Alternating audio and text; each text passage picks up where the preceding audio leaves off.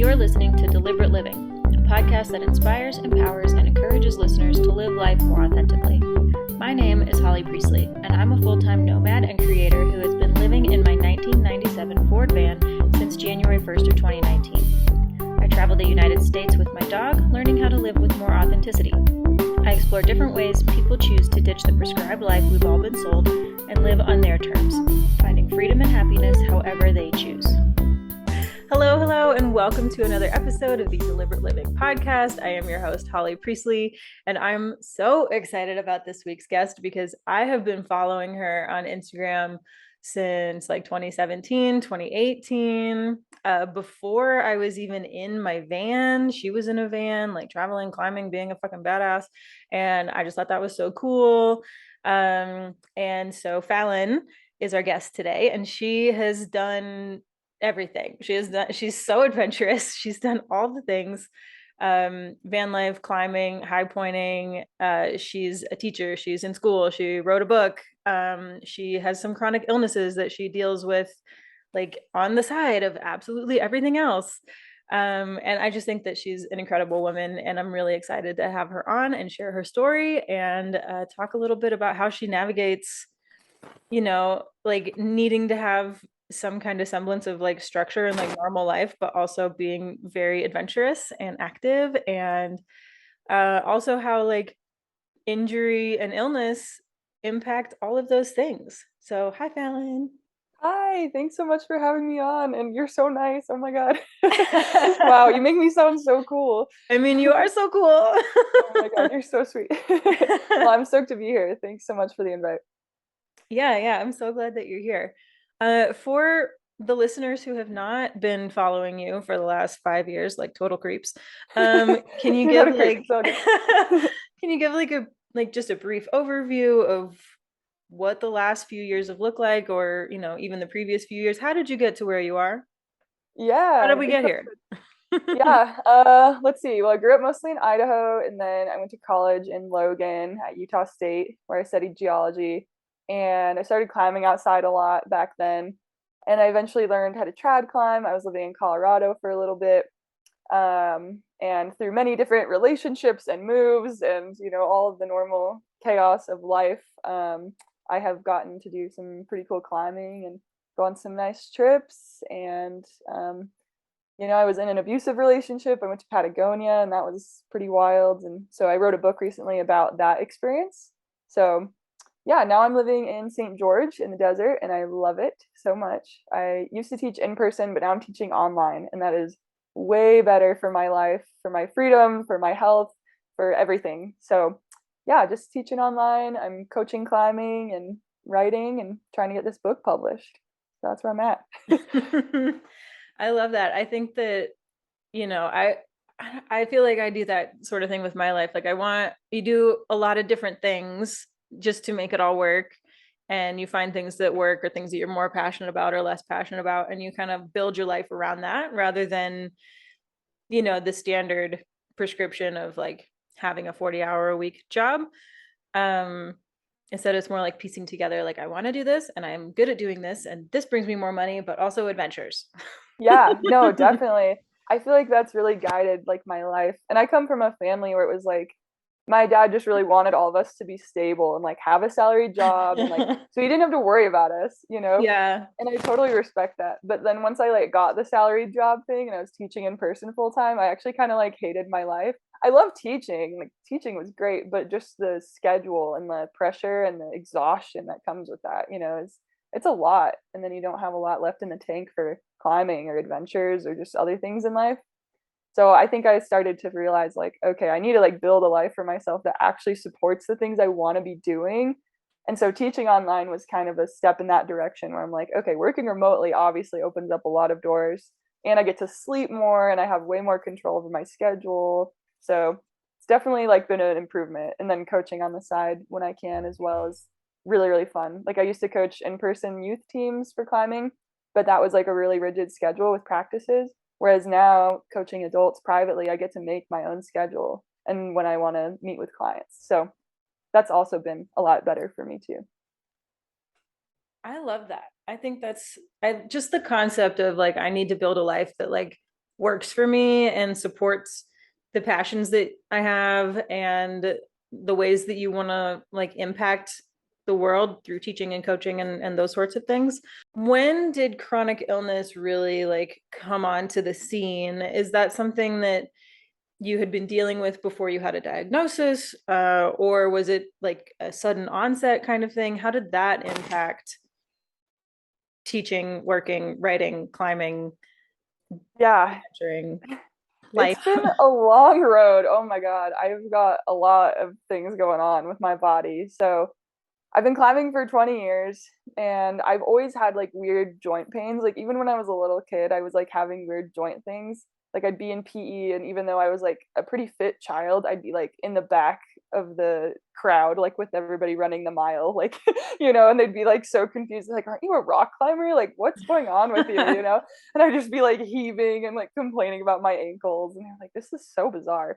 Um, and I also had a bunch of allergies growing up, so that was also kind of like one of the first like indications something was going on. Like I had tons of eczema and like weird food reactions. Oh, interesting. Yeah, so like by the time I got to high school, I was having more severe issues. Like I found out I had hip dysplasia after doing a lot of high pointing. I was like backpacking a lot and carrying heavier packs, and that really aggravated my hip. And then I was like bouldering and training for climbing comps in high school. And so doing a lot of like dropping onto my leg. And I got to a point where like I couldn't walk for like a couple days at a time because my hip would be hurting so much. And it would like Whoa. seize up my lower back. Yeah, so I think that was like kind of the first like big thing where when I got diagnosed with hip dysplasia, the doctor was like, you basically have no cartilage left in your left hip. It's like very much like just total osteoarthritis and you should have this crazy surgery. How old were And you? I was 15, so 10 years ago now. Oh my And God. I was just like, oh, okay. Because at this point, like I had full intentions. Like I didn't really even like want to go to college. I just wanted to climb full time and be a dirtbag. And that was like kind of life shattering for me where he was like, yeah, you probably shouldn't like climb anymore or hike or do anything. Like maybe you go to like swimming or something that's low impact. And I was like, whoa, what? And I remember I cried and cried and I went to physical therapy and like figured out ways to strengthen my hip and like what positions would be like okay for it. And that made a huge difference because then I could climb, but just like be careful of like where my hip was at, like what angle, and like try to carry less weight. So like I'm really fortunate that partners are usually understanding. So when we go out, a lot of the times they'll help carry some of the more heavy things. So that's really crucial for me with my hip. So that was kind of like one of the first main things that happened. And then as I got older, I had a lot of other things going on with different like illnesses. So when I went to Patagonia in 2017, I got hemorrhagic E. coli dysentery, and it was really, really bad. I'll spare you guys the gory details. But yeah, I was very, very unwell for quite a while because of that. And it kind of just like wrecked my body. It's like a kind of like a stomach gut upset. Okay. Yeah, like it causes like internal bleeding basically. That sounds So that's terrible. the To have hemorrhagic part. Yeah. to It have in was a country that like is not your home country and yeah, it's not ideal. The hospital I was in only had one toilet. It was really bad. oh my Not fun. But I God. recovered from that and also like PTSD from my partner that was really bad. And I had some other things happen that year as well. Like I shattered my ankle bouldering I and my remember foot. when that happened. Yeah, so I've had 3 surgeries on that. So all of this like trauma to my body essentially just kind of like overloaded everything. And it kind of led me down this road where everything got a lot more severe. So starting in the fall of 2018, I started fainting a bunch and I didn't know why. And that was kind of like the first time I was like, okay, something is actually like really wrong with me. And a lot of doctors were just like writing it off. They're like, your blood work is fine, you're healthy, like whatever, or they were like, oh, are you pregnant? Or like stupid shit like that. I was like, really? Okay. Um, and so that kind of like started this whole journey of like going to a million doctors because they kind of have to like rule out everything, before they can figure out you have something like what I have, POTS or dysautonomia. So I went to tons of different doctors, had basically every test you could have. and eventually, thankfully was able to get into an autonomic neurologist who is now the specialist that helps me. So I have POTS, which is a type of dysautonomia, causes problems with a lot of different body systems. And they think it was kind of started because of all of these other things that had happened to me, like being on bed rest from surgery, having infections, like all of this trauma to my body. And I was already susceptible to it because it turns out I have another condition called hEDS. So that's like a connective tissue disorder. It causes issues with your joints and tendons and things. So I'm a lot more likely to get injured, which also has made climbing difficult because I've had a lot of issues with my joints. Like I've had shoulder surgery because of it. But the cool thing about all of this is that I learned a lot about my body in the process. I learned how to advocate for myself in the medical system. And I learned like what I need to do to take care of myself, because there was a year there where my POTS was so bad and I didn't know what was going on before I was diagnosed that I didn't even climb for a whole year. And that was Oh my goodness. really hard for me. I was just like living alone, and I was working as a substitute teacher and climbing coach at the time. And I was like miserable. Like I just didn't know what was wrong and when it would end. And I'm just like so grateful now that I have doctors that can help me, so I can like manage my symptoms and I can still climb and work and like do things again. That's been huge for my independence and happiness. Yeah, no kidding. Yeah, so it's been a long road. There's a lot of other stuff going on too, but like those are some of the like main things that I've had to kind of deal with and figure out how to navigate with my career and with climbing. So it's definitely complicated. Yeah. So you said that when you found out that you had hip dysplasia and the doctor was like, you can't climb anymore, and you were like, fuck you, I'm going to physical therapy. And then you went to physical therapy and you learned how you can still climb. You just have to be aware of what angle your hip is at, etc. Then as all of these other things started happening, the POTS, the hEDS, that's the acronym. hEDS, yeah, or hEDS. Were those kind of a similar, like, doctors are like, you probably shouldn't do the things you love to do, and you were like, fuck off, I'm going to do what I want to do? How much are those, how many, what's the word I'm looking for? I don't want to say adaptations, but Yeah, no, it's an adaptation. like I would a consider myself modification or a something. paraclimber at this point. So yeah, I have to adapt, Yeah. Yeah, that's a really good question. So the original hip dysplasia doctor, yeah, he was just like, "What? You're stupid. Like, don't do this. Like, go to low impact things." You're And like, you don't know yeah, how this, you've clearly never been climbing before. Like, yeah, I'm at not just first, gonna not do it. exactly. Yeah, at first I was just like, well, I just like won't boulder, and that should be fine, if I just like rope climb and like don't like stem really far with like chimney climbing with my Mm-hmm. hip. And then I realized I was like, I can actually do a lot more than this. And so over time, like once I like broke my ankle, I obviously couldn't boulder again for a long time, and I never thought I would boulder again, funnily enough, but now I do. Because I found out that like I can fall on it if it's a relatively flat landing and it's not a high ball, then I'm usually fine. Um, but I have had to adapt in other ways, and it's been interesting to see how the doctors have reacted to that. So my ankle doctor, the surgeon who did all my ankle surgeries, was like, yeah, you definitely shouldn't boulder or crack climb anymore. Like that's bad news for your ankle. And crack climbing does hurt a lot, so I have kind of backed off from that for the most part. And when I do it though, I just like tape up a lot on my ankle and just like take some Tylenol and ice it afterwards, and usually it's fine. But with the POTS, my doctor actually was really interesting when she found out. She's like, "Oh, you're like a elite climber and you have POTS. That's so interesting," because most of her patients are really deconditioned, and usually they're like Yeah. on disability. They're kind of like couch bound. Not everyone with POTS, that's like a sweeping Yeah. generalization, but a lot of people with the illness really struggle, just even with like daily life. And I would say I do too, in a way. But I've found ways to manage it, and I'm really fortunate that I'm at a pretty functional point. But my POTS doctor was just like, wow, I'm like amazed that you're able to do this. And she's like, I love that you're one of my patients, because it proves that this isn't only because people are like lazy or deconditioned. Like you can be an athlete and still develop this illness. Mm-hmm. And she primarily does research. And so for her, that was like a really powerful kind of like data point to see Yeah. that like someone with this illness can go do these things if they get to this point and they don't like let themselves get deconditioned, kind of thing. Or they claw their way back like I did after a year of not really climbing. So that was really interesting. And then my hEDS doctor was like, yeah, no, you should keep climbing because it's actually really good. It keeps your joints stable. You know, you're working your body, and it's like strength training, which will Mm-hmm. help kind of keep everything like more stable instead of being like really loosey goosey and prone to dislocations and strains and things like that. He was like, yeah, no, Yeah. like keep climbing. Like you might get injured more than other people, but it's going to be better for your body overall because the more you lift weights, the more you climb, the more you stay active, the more your joints are going to like be more resilient and strong and hopefully not degrade as much as if you were just like inactive and let them get really like um what's the word for it, stiff, I guess. Stiff Yes. and susceptible to like degradation.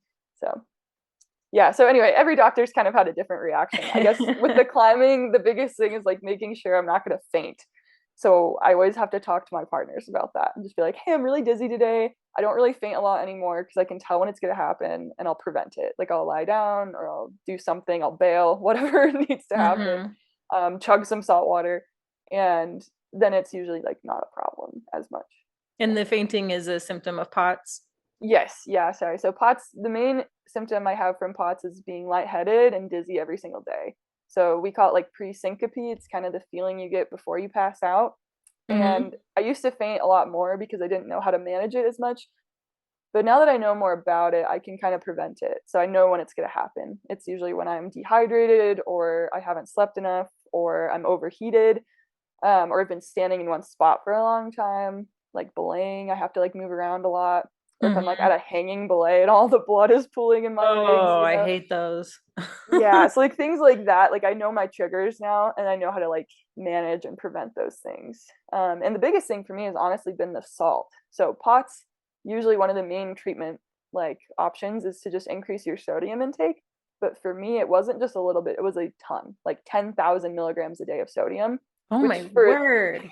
the average American would just be absurd. But I have such low blood pressure and I don't have enough blood volume, so the salt in the water that I have to drink every day basically just like allows my body to like make and keep more blood and maintain blood pressure so that I get enough blood to my brain and I don't faint. I don't just have it all pooling in the bottom half of my body. So that helps a lot with the POTS. I still have the other issues with the POTS, like the brain fog, the fatigue, the stomach things, the sleep problems. But I am like really, really specific about like the way I live my life and the habits I have to maintain to like stay healthy, to the point where like friends, family, partners are always just like, oh my God, like you are so neurotic about this. But if I Yeah. don't do that, then my body just like starts to tank. Like if I Yeah. start to let my sleep go or my diet or the hydration or any one of those factors, it all goes downhill. So I'm like really on it so that I can stay as healthy as I can be. you know? I really appreciate that, to be honest. I love seeing people being like, well, this is how my body is. These are the activities I want to do.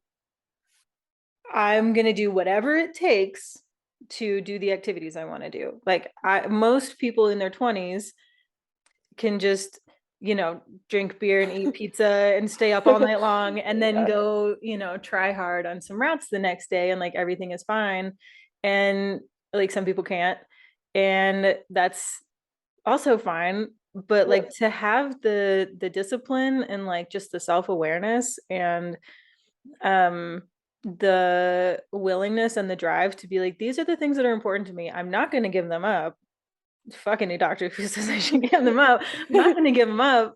Um, but I am going to take whatever steps are necessary for me to keep, living the life I want to live and having a quality of life that like benefits you. I just think that's Mhm. really admirable and not something that a lot of people do. Thanks. Yeah, it's hard. And I mean, to be fair, like any chronic illness, it's exhausting. Like, as you know, like it's Mhm. exhausting and it takes so much energy just to like advocate for yourself, maintain these doctor's appointments or medications or treatments or whatever lifestyle things you have to do to support your body. It's a lot of work. And so people who maybe don't try as hard or who like some people might say they've given up, like I also don't have any like shade towards those people. Like there's no Mhm. shame in that either because everybody's just doing their best, you know? And what someone's best looks like is going to be different than somebody else's best. So even like within one person. Like for me, there's some weeks that are a lot better or worse than other weeks. And, you know, as long as the general trend is upwards or is like towards doing the things I love, then it's like, okay,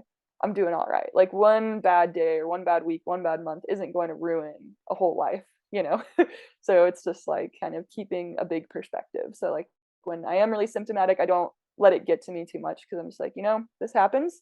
I'm gonna take care of myself and I'll get better enough, hopefully, to keep climbing.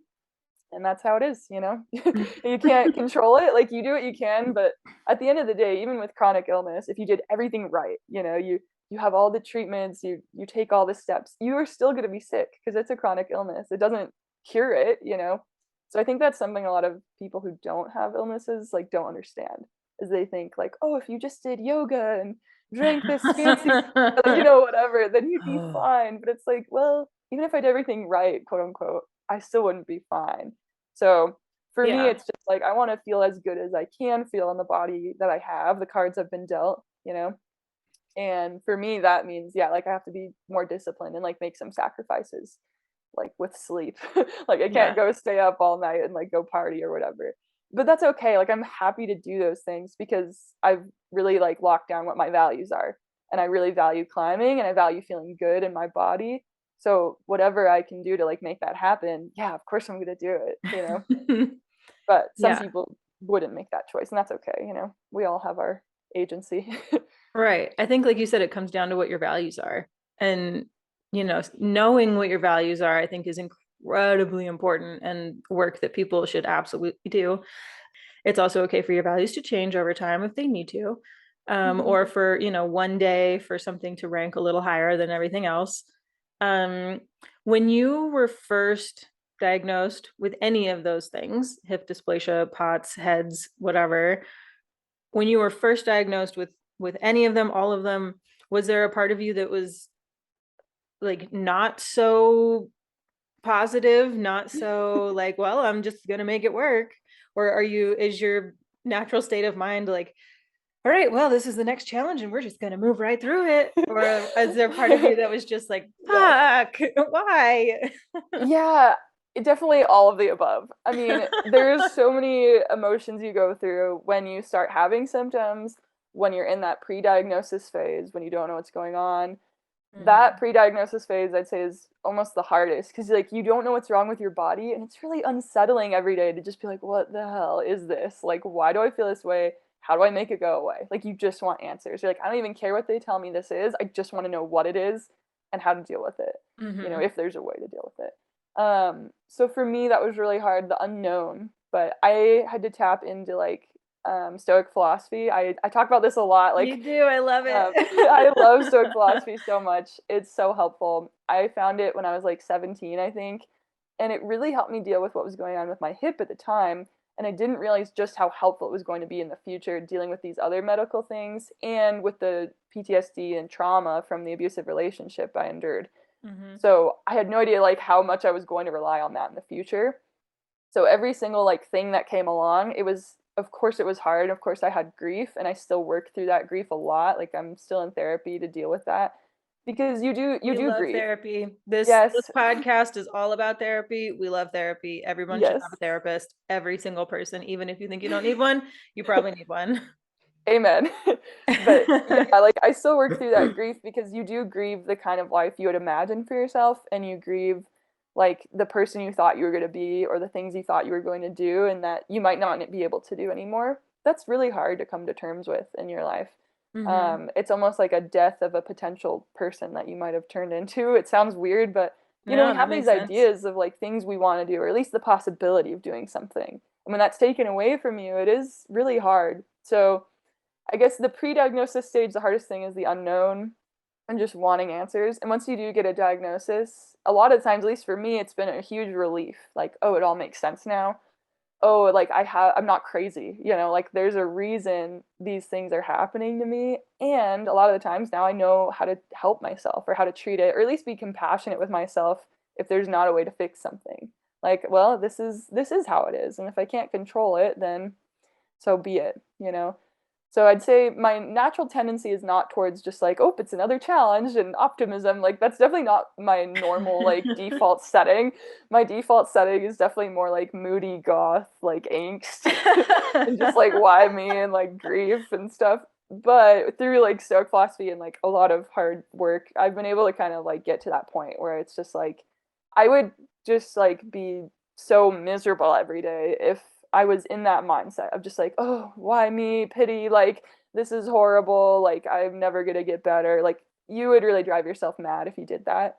Um, so for me, it's been like, okay, this is the life I have available to me. I only get one, and this is the body I have. I only get one. So I'm gonna do what I want to do, and I'm gonna figure out a way to make it work. So even on the days where that's really hard, like I'm still overall trying. I'm always trying, and I think that's the key. So I always like joke with my friends. My motto is "dying but trying." Like I feel they're like, "How are you?" I'm like, "I'm horrible, but you know, it's fine. I have a roof over my head. I have a job. I can go rock climbing. Like I'm really privileged and I'm really fortunate, to be honest. Like even if I feel crummy a lot of the time, it's okay." It sounds really weird, but that's kind of how I have to think about it, I guess.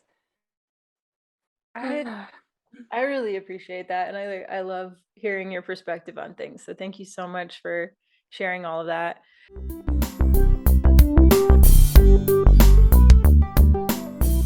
I want to take a minute to talk about the sponsor for this episode. That is the app Rerouted. With Rerouted, you can buy, sell, and donate used outdoor gear online instantly and automatically. As soon as it sells, you just print out a shipping label and you pop it in the mail. There's no hassle. You never have to deal with any strangers. It's a pretty painless process.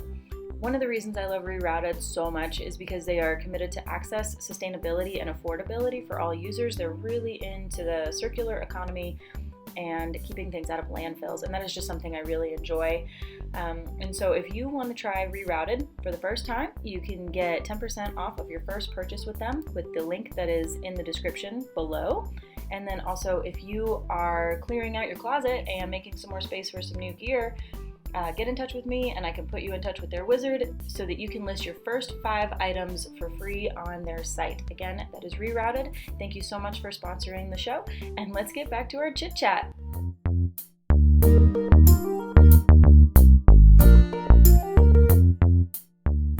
You did mention that you had recently written a book, and that was about your Patagonia experience. Yes. Can you talk a little bit about that and what people can expect? Totally. Yeah, I'm really excited about it. So when I was 19, I went to Patagonia with my boyfriend at the time, and he had some issues with addiction and mental illness. He had bipolar disorder, and he had told me about these things prior to our trip, but I was really young and naive, and I was like, okay, I can like manage this. Like I can handle it. It's fine. And he was very charming and very manipulative. And basically, only like a month or two after meeting each other, we ended up in Patagonia. So everything moved 0 to 100 really fast, which is really common with people like that who are so good at manipulating and isolating you from everybody else in your life like immediately. So taking me to like the end of the world basically was like a pretty good tactic on his part to like get me away from everyone else. He was also really obsessed with climbing Fitz Roy, which is like the highest mountain in the range there in Patagonia, in El Chaltén. Yeah, it was stunning. It was so big, I like metaphorically like shit my pants the moment I saw it. I was just like, oh my god, this mountain is huge. Like I had climbed the Grand Teton in Rainier, and like I'd seen some like pretty good like vertical relief before, you know. Yeah. So I was like, oh, it's probably gonna look kind of like the Grand. No, it's like El Cap stacked on top of Mount Rainier. Like it's like so mind-blowingly tall, and just, Photos like, don't do it justice. no, yeah, like you stand at the base of that thing and you're just like, holy, like wow, like this is gonna be an ordeal. And I was just so young. Like, yeah, I'd climbed some stuff, but like I was not ready for that experience. Like in theory, I had the individual skills I needed to do it, but it was a lot for me. It was my first time out of the US. I was with this new guy. We were going to try to do this huge alpine climb, and I was just like really overwhelmed. And he was just so singularly focused and struggling with his addiction and his mental illness. So there were a lot of things that happened that I talk about in the book, like with him, like really escalating the abuse as soon as we got to Argentina. Like as early as the first day we arrived, was like the first day it got really bad. And Whoa. I kind of had this moment of realization, like, whoa, I'm stuck down here with this guy, because we had bought one-way flights and I didn't have any money like left. So he had successfully taken me to the end of the world, drained me of all my money, isolated me from everybody else, and then was like screaming in my face and controlling my every move, basically. Oh my God. So it like went 0 to 100 really, really fast. And I turned 20 on that trip. And so I was like starting to like figure things out, and I like tried to leave a couple times, but it was really hard because he would basically threaten me like that he was going to kill me or track me down or kill himself and blame it on me, or if I called the cops he would kill the cops and then kill me or kill himself. Like this was always kind of one of his tactics as things got worse and worse over the coming months. So it made it really hard to leave. And I think a lot of people who aren't familiar with abuse have a hard time understanding that. Like, well, at the first sign of trouble, like, why don't you just leave? You know, but they don't understand how they like get into your brain, and Right. It's insidious. Like yeah, it's such a like they just plant a little seed and it's like not a big deal, and then it just like, I don't know, just really grows. Manipulative is like such a soft word for what it is, really. Yeah, I mean, he was like a mastermind at like controlling me. And I grew up, my dad was a police officer, and I'd learned about domestic violence and abuse and control. And I thought of all people, I was like, oh, I'm a strong, independent woman in STEM. I'm a rock climber. I'm going to be great. Like, I'll never be susceptible to something like this. But that was entirely not the case. And I mean, I got so sucked into it. And by the time that I realized I needed to get out, it was like almost like too late, at least in Patagonia. And then when we got back from Patagonia, I mean, it just continued and it got worse and worse until I finally reached a breaking point. So the book kind of follows this whole arc from meeting this guy and how that completely changed my life. How I went from a full-time college student who was doing geology research and coaching the Utah State climbing team and like being an overachiever, so type A, I was in a long-term relationship at the time, like ready to marry the guy I had been dating, basically, to a dirtbag climber who's out of money, dating this crazy addict, like on this roller coaster of adventures. So it kind of like follows my downfall and like how the relationship crumbled, basically, and escalated. And then how I eventually escaped, and then like my recovery, like the very beginning of my recovery, I guess, just so people at the end know I'm not like, I didn't like die. I laugh, but like it's true. Like in abusive situations, like you either get out or you die a lot of times. Like those are the two outcomes. And a lot of women don't get to get out, and that's really, really scary. So part of the reason I wanted to write this book was not only to like own my story and to let people know like this kind of stuff happens in climbing. Like you might see people out at the crag and like you have no idea what's going on between that couple. Like and that's kind of scary, so like look out for your friends, basically.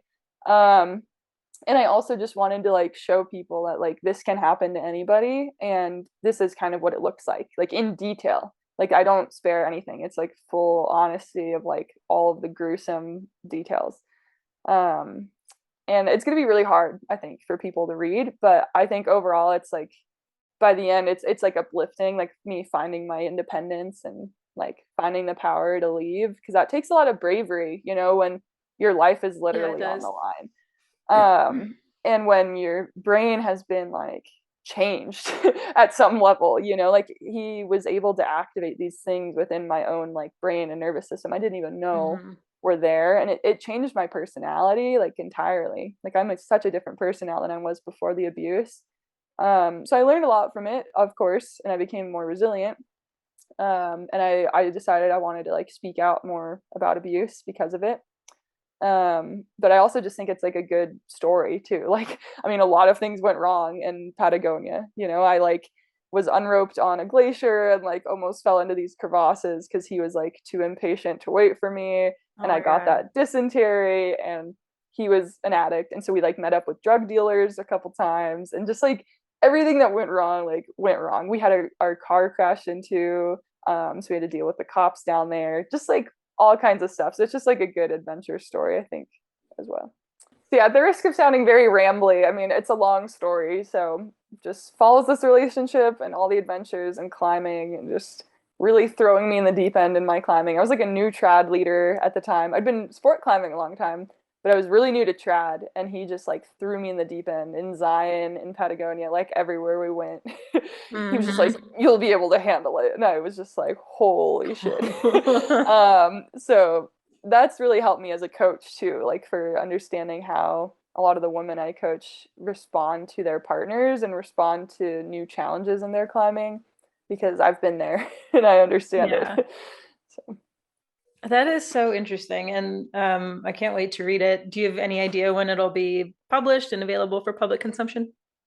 hopefully, I'm hoping in like the next year, but it's so hard to say. The book publishing process is so interesting. So I finished writing it this summer. I had started writing it like 5 years ago, like basically as a travel journal of what was happening. So I was just Hmm. like, this is like crazy. Like I gotta write this down, you know? This is Um, wild. well, that and like he was so good at gaslighting me. So I was like, I need to like write down what's happening so I can look back and like be objective about, oh, like this is actually Mm. what I was feeling and like what happened, what he said, you know? So it helped me like have a grip on reality basically. But Hmm. pretty early on after writing the book, he like threatened to sue me over it, and so I like kind of abandoned the project for a while just out of fear. I was just Mm. like, I don't want him to come after me. I didn't know what he was going to do. And so eventually, though, like this summer, I, as a teacher, had the summer off and I was able to get paid through the summer for the first time, basically. And I was just like, this is my opportunity to write this book. Yeah. So I was able to finally sit down and I wrote the whole thing from start to finish in 6 weeks. So I had a little bit of like source material from the original writing, but like I wrote the whole thing in 6 weeks, basically. So that was a really good feeling, but that's just the first step, you know? Yep. So now I'm like kind of hoping I can connect with an agent and or publisher sometime soon. Um, and I'm like starting to look into some of those options, and I would need to write like a query letter and some other things. And then once I can like find someone who's on board, then would have to go through some editing and things and then hopefully get it published. So it's kind of a long journey, but I'm really Yeah. determined to like get it out there. And I think there's enough people interested that I've got a pretty good shot. So fingers crossed. Yeah. Yeah, I Yeah. think so. You could always go the self-publishing route too. Yeah. Christine Reed, who has been on the Deliberate Living podcast twice, has done the self-publishing route, and it's working for her really well, but it's not for everybody. Yeah. Um, I wrote a memoir about my first year living in the van, and I've gone through the editing process just myself, and Oh wow. Good for you. I I didn't have know. not published it yet because it's a lot. It is a It's a lot. lot, Yeah. but yeah, Hey, but good for you. You have it written down. And I think that's honestly like the first hurdle. So many people have a yeah, dream of writing a book, but even just getting that first draft done is monumental task. yeah. So I've written good it for you. down. I've reread it a few times and edited it a few times, and I've allowed other people to read it, which is like Yeah. always like, oh my God. Getting beta readers is really vulnerable experience. You're like, Yeah, just yeah, like give me feedback. I'm one of those people where it's like I really want feedback, but I'm also gonna cry a lot about it. Like probably. Yeah. it's so weird. I like know I need it, and then I'm just like, oh. And it's funny because I've been a teacher and like a tutor, and so like I give people feedback on their writing all the time, and I'm open to Mhm. that feedback for my own. And I think I've gotten to a point where I can like separate myself from my work pretty well. Yeah. But it's also like it's really personal when it's your own story, and you're just like, oh man, like I want it to make sense. I want people to like resonate with it, you know. I don't want people to read it and just be like, wow, that was depressing, and then just like never think about it again, you know?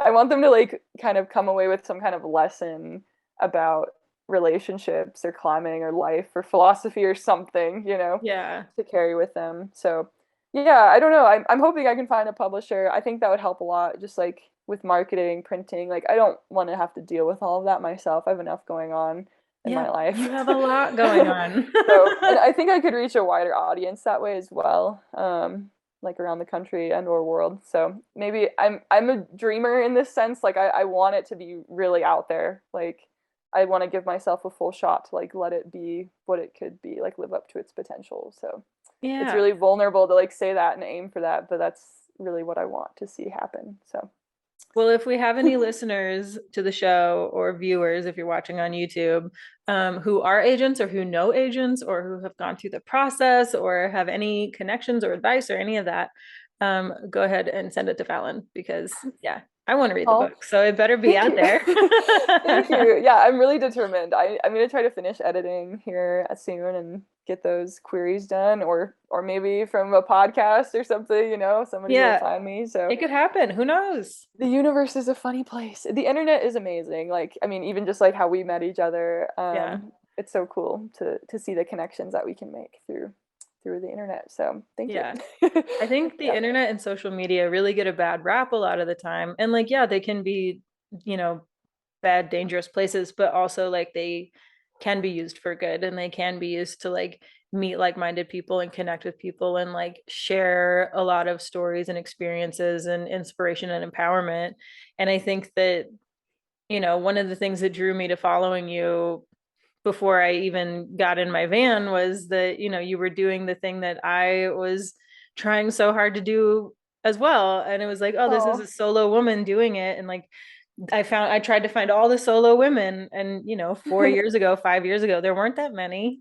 Now there's oh, a lot more, but it's still like a very small group, And so I think yeah. that just sharing the stories of women doing cool shit is like something Thanks. that we all need. Yeah, was I living in the Astro van at the time, or do you Uh-huh. remember? I think Okay, so. nice. Yeah. That was a fun experience. Yeah, definitely the biggest car I've lived in. I've lived in a like Suzuki Grand Vitara and a Montero Sport before, and those were a little smaller, but the Astro van was a little roomier. It definitely could not like stand up or anything, but I could sit up in my bed, which was the only Yeah. car I've had that I could do that. So that was really nice. um, I don't know if I'll do car life again or van life again, just because like with medical stuff, it is really hard. Yeah. But I like doing it for like short periods now. Like I like having a balance. When I was Hmm. younger, like I did it like full time, and it was exhausting. Yeah. And now with like illness, I'm like, okay, it's really nice to have a shower and a fridge and an ice pack and like, all of the things. But I think it's really powerful as a young woman to like have that, like where you're just on your own. Like you can drive wherever you want, you can sleep wherever you want, you can do whatever you want. No one's telling you where to go or how to fix the thing or how to stay safe. Like you're just out there. So I'm glad I could be one of those people for you, like someone to look at, like, okay, this is possible.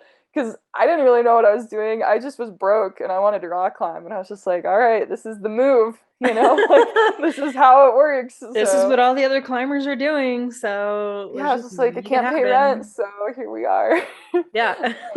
And now I found other ways, like house sitting, dog sitting, like different things. Like I can still like be in the dirtbag vein without having to be in the van. But I mean, whatever situation works for people, I think it's great. That's like deliberate living, like the Yeah. title of the podcast, like whatever you want to do with your life, like make it happen and be deliberate about it. Like have an intention and follow through on that. And that's really powerful because so many people just like go through the motions or tick the boxes, like Yeah. time to have a career and get married and have kids and then I'm gonna die and never do anything with my life. It's just like, oh wow, that's sad. Yeah. Like if that's what you want, then I guess that's cool. But I don't think that's what a lot of people want deep down. I think they crave the adventure or these different experiences. So it's Hmm. cool that there's so many more people now that we can look at on the internet who are like living these authentic lives that are different than the boomer formula we were given growing up. Yeah. And there's more than one way to be a dirtbag. There's more than Yeah. one way to be a climber. There's Oh more than yeah. one way to be a writer. And so the more representation we can have about different people living different lives in their own unique ways, I think that's amazing. Like there's a million different ways you can live with POTS or Mhm. hEDS or hip Totally. dysplasia, or Yeah. there's a million different ways you can be a teacher, Mhm. or a coach or any of those things. And so just seeing other people doing the thing that maybe you want to do, or just doing the thing that they want to do, it's like, oh, maybe I could do that, or I could do something else, but Yeah. having representation fucking matters. And that's Yeah. what this whole show is about. Thanks. Yeah, I appreciate that, and I completely agree. Representation is huge because for me, like when I did get diagnosed with some of these things, like I was facing the unknown a lot with my climbing, and so finding other climbers who are dealing with this was huge for me. There's like a EDS climbers Instagram, and I was able to like meet a lot of people through that one. And just like knowing there are other people out there who are dealing with the same shit you're dealing with or trying to do the same things you're doing, it's huge to like find that community. And just like someone has done the trailblazing in a way, and it's just like really a boost of confidence. I think like I'm not the first person to like do this, it's like it's possible, I can do this. Yeah. So that's pretty cool, I think, to like see those people out there. And I don't know, yeah, it's cool. Yeah, how does that phrase go? You can't be it if you don't see it. Yeah, like, something like that. Being the first is hard. Somebody has to be the first. Somebody has to be the first, but also that just like the rising tide lifts all ships. Like if you can see one person doing it, then you're like, oh, if they can do it, I can do it. Yeah, totally. Yeah, and I've had people reach out to me too, like on Instagram, other people with POTS or with hEDS or whatever it might be, and be like, wow, like you've shown me I can rock climb still. And that's like cool, because I couldn't really find a lot of people with POTS who were climbing at first. Like at least not like climbing hard or like pushing themselves really hard. Like maybe they're more recreational, and like that's cool too. There's nothing wrong with that. But I like couldn't really find anyone in the community who was like doing like rad shit outside with POTS, and that was really discouraging at first. I was just like, is this gonna be possible? Like, are my partners gonna even like want to go outside with me? Or are they gonna be too afraid that I'm gonna have like an episode, I'm gonna like pass out, or like something's gonna happen? So that was really challenging. But now that I've like found more people, it's cool. It's cool to see that. Yeah, that's awesome. Is there anything else that you want to promote, or how can people come find you online and see what you're up to and keep in touch? Yeah, well, my Instagram is Fallon Climbs, so it looks like fall on climbs. My name is actually Fallon. A lot of people don't realize that, and the first time they hear it's actually my name, they're like so shook. So that's my Instagram. I own a climbing coaching business called Sage Sending, where I work with everybody, but mostly women, honestly, with chronic illness and trauma and whatever else it might be, on mindset and mental coaching for climbing. So I can help anybody, but that seems to be my niche. Like all of my clients basically kind of fit into that demographic, which is kind of fun. So yeah, Sage Sending and Fallon Climbs, those are like the two big things. And then look for my book eventually. I would like to like share the title I have in mind, but I don't know if I have a publisher, I'm sure they'd have a say over what it is, but we'll see. So follow me and like look for my book, and hopefully we can like pre-order that at some point here in the next year. Yeah, I mean, I will be promoting the shit out of your book as soon as it's available. So oh my God, everyone will hear about it. You're so nice. Oh, I know. I'm so excited. It's really nerve-wracking, like to share something that vulnerable with the world, but I think it'll be for the best. So yeah, fingers crossed. I think the more impactful things that exist in the world are the ones that are like the most scary to produce and the most vulnerable to share. But I think that is where the power is. Yeah, definitely. It's one of the most powerful books I've read, certainly. So yeah, hopefully mine can fit into that as well. Fingers crossed, for sure. Thank you so much for having me on and give me a chance to share my story. I hope people enjoyed it. Say hi if you liked it. Yeah. Thank you so much. I'm so glad that you were willing to come on the show, and that you've listened to some of it before. That's so exciting. You're doing great. It's awesome. I love what you're doing. Keep it up. Thank you. Keep listening. Yeah. And everybody who has made it to the end of the episode, you've made it to the end. That is very exciting. Thank you so much. I hope that you learned something, that you got some inspiration out of Fallon's story. And, if you liked this episode, you made it to the end. So I'm going to assume you liked it. Go ahead, give it like a thumbs up or 5 stars, whatever it is on the platform that you are listening to or watching it on. Words are hard. And don't forget that I do have a podcast specific Patreon. I also have a personal Patreon. Come follow me on Instagram if you're not already doing that, but that would be pretty dumb if you weren't doing that yet. And tune in next time for another excellent episode. Bye.